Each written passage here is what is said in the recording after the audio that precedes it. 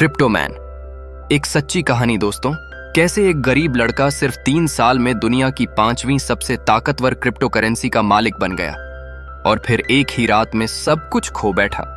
हजारों लोगों ने आत्महत्या कर ली, करोड़ों रुपए हवा में उड़ गए और एक जवान को 150 साल की सजा मिली। यह सच्ची कहानी आपका दिमाग हिला देगी, क्योंकि ये सिर्फ पैसों की कहानी नहीं है, ये इंसान की रूह में छुपे अंधेरे की कहानी है। तो चलिए गोता लगाते हैं 2025 की फिल्म क्रिप्टोमैन की पूरी सच्चाई में।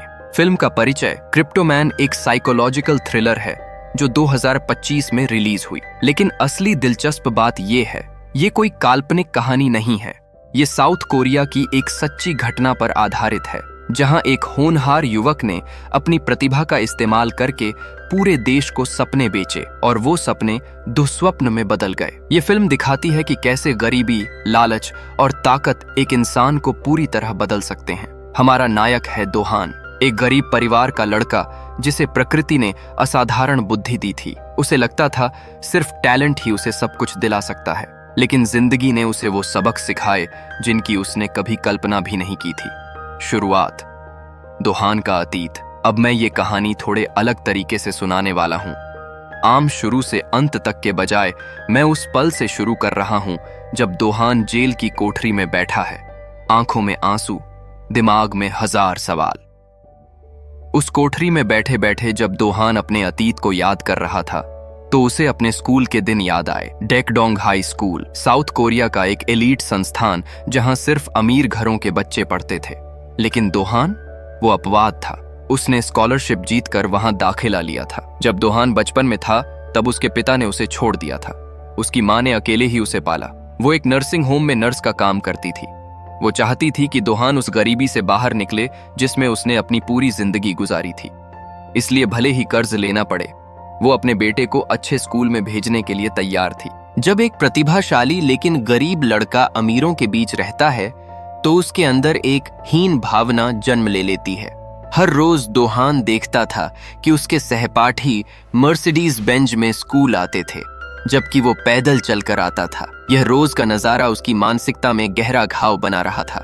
सबसे दर्दनाक तुलना थी तानो नाम के लड़के से। तानो शारीरिक रूप से विकलांग था, लेकिन उसका परिवार बेहद अमीर था। सरकारी नियमों के मुताबिक तानो को स्कॉलरशिप और शिक्षकों से विशेष ध्यान दोनों मिलता था। दोहान पूरे स्कूल में दूसरे नंबर पर था, फिर भी किसी ने उसे नहीं देखा। क्यों? क्योंकि वो गरीब था। इस उपेक्षा ने दोहान के दिमाग में एक सवाल बो दिया, क्या टैलेंट काफी नहीं है? क्या पैसा ही सब कुछ है? पहला धोखा, स्कॉलरशिप का खोना।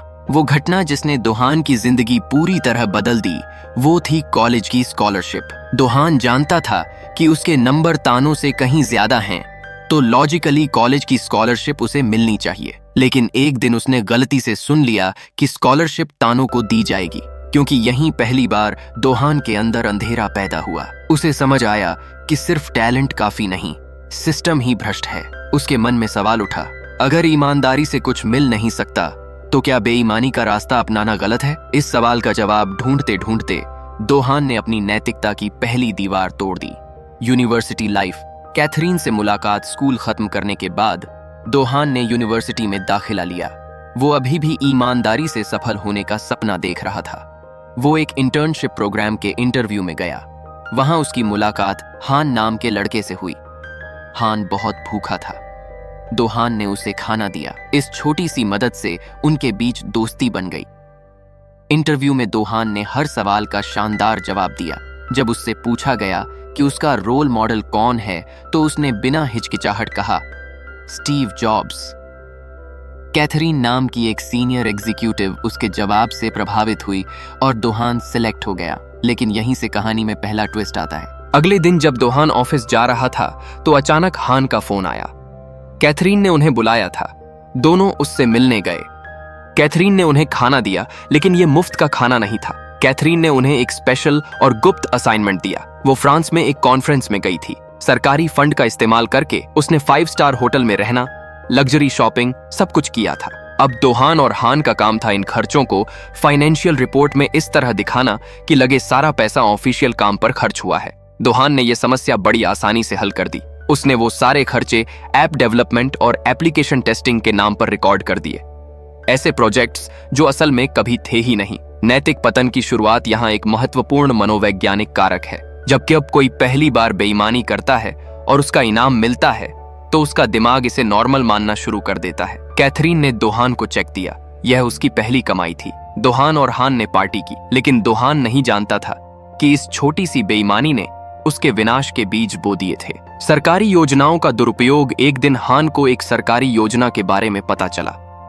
सरकार 30 साल से कम उम्र के युवा उद्यमियों की मदद करना चाहती थी। शर्त यह थी कि उन्हें एक प्रतियोगिता में भाग लेना होगा और जीतने वाले को 9.2 मिलियन वॉन मिलेंगे। दोहान और हान ने दिन रात मेहनत की। उन्होंने एक शानदार कॉन्सेप्ट बनाया और प्रतियोगिता जीत ली। बाद में उन्हें सरकारी अधिकारियों के साथ डिनर के लिए बुलाया गया। हान को यकीन नहीं हो रहा था कि उसकी मेहनत का इतना बड़ा फल मिला। दोहान ने उसे सलाह दी कि शांत रहे ताकि अधिकारी उन पर ज्यादा भरोसा करें।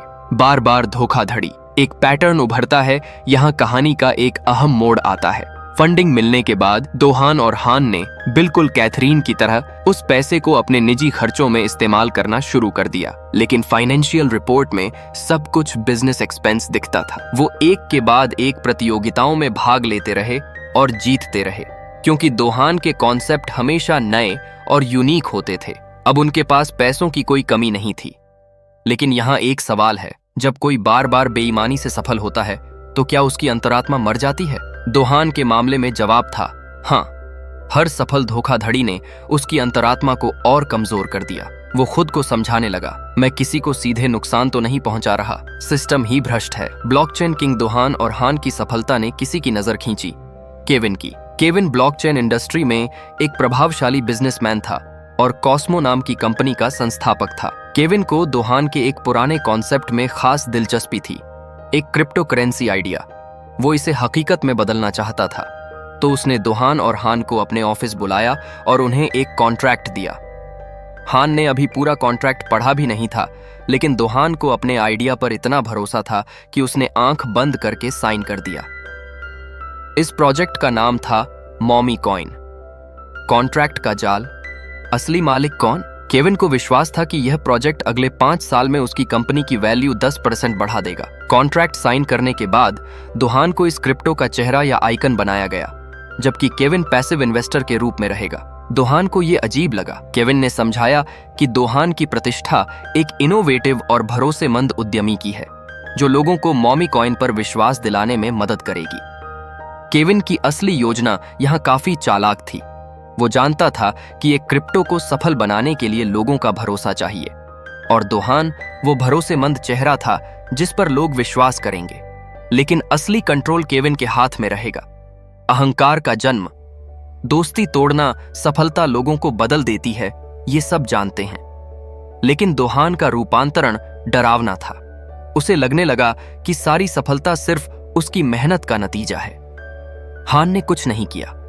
जब हान ने यह सुना तो उसका दिल टूट गया। उसने कभी नहीं सोचा था कि दोहान ऐसी बातें कह सकता है। कितनी रातें उन्होंने साथ में काम करते हुए गुजारी थीं, कितने सपने साझा किए थे। क्या दोहान सब भूल गया था? अगले दिन जब दोहान ने एक इंटरव्यू में मॉमी कॉइन को प्रेजेंट किया तो उसने हान को पूरी तरह इग्नोर। लूना कॉइन एक क्रिप्टो करेंसी थी जो एक रात में ध्वस्त हो गई थी और लाखों लोगों ने सब कुछ खो दिया था। अमेरिकी अधिकारी नहीं चाहते थे कि यह फिर से हो। दोहान और केविन को अमेरिकी अधिकारियों से मिलना पड़ा। केविन ने बहुत औपचारिक तरीके से जवाब दिया, लेकिन जब दोहान से पूछा गया कि यह सारा पैसा कहां से आया तो उसने कंट्रोल खो दिया और कोरियाई में अमेरिकी अधिकारियों का अपमान कर दिया। घर में भी मुसीबत। सिर्फ अमेरिका नहीं, साउथ कोरियाई सरकार को भी मॉमी कॉइन पर संदेह होने लगा। दोहान को बार बार पूछताछ के लिए बुलाया जाने लगा, क्योंकि यह वाकई अजीब था। एक कॉइन सिर्फ 3 साल में दुनिया के टॉप 5 में कैसे पहुंच जाता है? यह तेज उछाल सबको चौंका रहा था। जनता का पागलपन, सपने बेचना। लेकिन असली समस्या कहीं और थी। लोग मॉमी कॉइन के लिए पागल हो गए थे। वो घर बेच रहे थे, जमीन बेच रहे थे, संपत्ति गिरवी रख रहे थे, सब कुछ मॉमी कॉइन में निवेश करने के लिए। ये लोग रातों रात अमीर बनने का सपना देख रहे थे, ऐसे सपने जिनका कोई मौलिक आधार नहीं था। लेकिन क्या दोहान ने उन्हें मजबूर किया था? नहीं। तो क्या वो जिम्मेदार नहीं था? दोहान ने इन आरोपों से इनकार किया। उसने कहा, उसने कभी किसी को मॉमी कॉइन में निवेश करने के लिए मजबूर नहीं किया। हान की वापसी, सच्चाई का खुलासा। कुछ समय बाद दोहान की अचानक हान से मुलाकात हुई। दोहान अभी भी खुद को ज्यादा समझदार मानता था और उसे और सीखने की सलाह देता था। हान को गहरी चोट लगी। उसने दोहान से कहा, जो अपनी माँ का सम्मान करना नहीं जानता वो दुनिया का सम्मान कैसे करेगा। दरअसल एक दिन जब हान दोहान के ऑफिस गया था और उसकी माँ के रिकॉर्ड देखे तो उसे पता चला कि दोहान एक गरीब परिवार का लड़का है और उसकी माँ एक नर्सिंग होम में नर्स का काम करती है। तभी हान को समझ आया कि दोहान दुनिया से अपनी और अपनी माँ की असली पहचान छुपा रहा है। वो यह स्वीकार नहीं करना चाहता था कि वो गरीब था। फोटो का रहस्य, जब दोहान की माँ स्टोर रूम साफ कर रही थी तो उसे गलती से पुरानी पारिवारिक तस्वीरें मिली, लेकिन तस्वीरों में उसका चेहरा गायब था, सिर्फ उसके पिता का चेहरा था। इससे उसका दिल टूट गया। जिस बेटे के लिए उसने पूरी जिंदगी तकलीफें सही, कर्ज लिया, दिन रात मेहनत की, वो बेटा उससे शर्मिंदा था। दोहान को लगा इसमें कुछ गलत नहीं है, लेकिन सच्चाई यह थी कि वो धीरे धीरे अपना रास्ता खो रहा था। अतीत की यादें। इंटर्न का सवाल। एक दिन दोहान अपने पुराने ऑफिस में वापस गया। दीवारों पर अभी भी हान के साथ जीती गई प्रतियोगिताओं की तस्वीरें लगी थीं। उसने पुराने रिकॉर्ड और फाइलें खोलीं, उन दिनों को याद करते हुए जब वो साथ में संघर्ष करते थे। तभी उसकी मुलाकात एक इंटर्न से हुई। इंटर्न ने उसे खाना दिया और उसकी सफलता का राज पूछा। यह इंटर्न दोहान को उसके पहले दिनों की याद दिला गया। इंटर्न ने अपना प्रोजेक्ट दिखाया और पूछा कि मॉमी कॉइन में निवेश करने का सही समय कब होगा। पहले तो दोहान ने टाल दिया, लेकिन उसकी मेहनत और समर्पण देखकर दोहान ने उसे सलाह दी कि वो जितनी जल्दी हो सके मॉमी कॉइन को बेच दे। क्यों? क्योंकि तूफान आने वाला था। कंट्रोल खोना। मॉमी कॉइन की कीमत तेजी से गिरने लगी। हालांकि स्थिति पूरी तरह से बेकाबू नहीं हुई थी। दोहान को विश्वास था कि सब कुछ अभी भी उसके हाथ में है। वो किसी भी कीमत पर मॉमी कॉइन को बचाना चाहता था, लेकिन केविन की राय अलग थी। उसे लगता था मॉमी कॉइन को जितनी जल्दी हो सके बंद कर देना चाहिए। उनके बीच गर्मा गर्म बहस हुई। दोहान केविन की बात सुनने को तैयार नहीं था। एक निवेशक के रूप में केविन अपना पैसा खोना नहीं चाहता था। मॉमी कॉइन की कीमत रोज गिर रही थी। इस बीच दोहान को एक भयावह सच्चाई पता चली। केविन ने पहले से ही रग पुल करने का फैसला कर लिया था। क्रिप्टो करेंसी की दुनिया में रग पुलिंग का मतलब है जब प्रोजेक्ट डेवलपर अचानक सारी लिक्विडिटी निकाल लेता है या सारे पैसे लेकर गायब हो जाता है। इससे प्रोजेक्ट की वैल्यू शून्य हो जाती है और रिटेल निवेशकों को भारी नुकसान होता है। केविन बिल्कुल यही प्लान कर रहा था, सभी मॉमी कॉइन निवेशकों का पैसा लेकर भाग जाना। दोहान की लाचारी। यह सुनकर दोहान टूट गया और विरोध किया, लेकिन केविन ने ठंडे स्वर में उसे बताया कि कंपनी उसकी है और जो भी दोहान कहे उससे कोई फर्क नहीं पड़ता। इस पल में दोहान को एहसास हुआ कि वो केविन को फिर कभी नहीं देखेगा। उसे समझ आया कि केविन ने शुरू से ही सिर्फ अपने फायदे के लिए उसकी छवि और नाम का इस्तेमाल किया था। एक पल में सब कुछ खत्म हो गया। अब पूरे घोटाले का दोष दोहान पर आ गया। केविन ने कोई जिम्मेदारी लेने से इनकार कर दिया। उसने कहा वो सिर्फ एक पैसिव निवेशक था जिसने दोहान के आइडिया में निवेश किया था। विनाश। 99% गिरावट। नतीजतन मॉमी कॉइन की कीमत 99% गिर गई। दोहान अब मॉमी कॉइन को संभालने की स्थिति में नहीं था। यह पूर्ण विनाश के कगार पर था। इस पतन से कोरिया में बहुत से लोगों को भारी नुकसान हुआ। स्थिति इतनी बुरी हो गई कि कुछ निवेशकों ने आत्महत्या तक कर ली, क्योंकि उन्होंने मॉमी कॉइन में निवेश करने के लिए सब कुछ गिरवी रख दिया था। अब लोग उसके ऑफिस पर आने लगे, अपना पैसा वापस मांगते हुए। हान की प्रतिक्रिया।